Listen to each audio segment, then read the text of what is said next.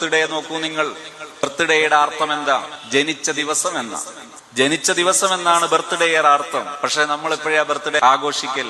ഉദാഹരണത്തിന് 2026 ആഗസ്റ്റ് 8-ാം തീയതി ഒരു കുട്ടി ജനിച്ചു. ഇന്ന് ബർത്ത്ഡേ ആഘോഷം ഉണ്ടോ? ഇല്ല. ബർത്ത്ഡേ എപ്പോഴാ ആഘോഷിക്കാൻ പോകുന്നത്?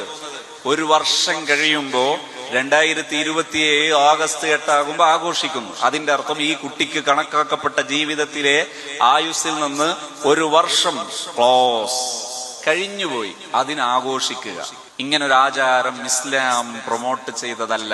ജീവിതം ഇവിടെ ഇല്ല, ഇവിടെ മാത്രമേ ഉള്ളൂ, ശേഷം ഒരു ജീവിതമില്ല എന്ന ചിന്തയിൽ നിന്ന് ഉത്ഭവിക്കുന്ന ഒരു ആഘോഷ രീതിയാണ്.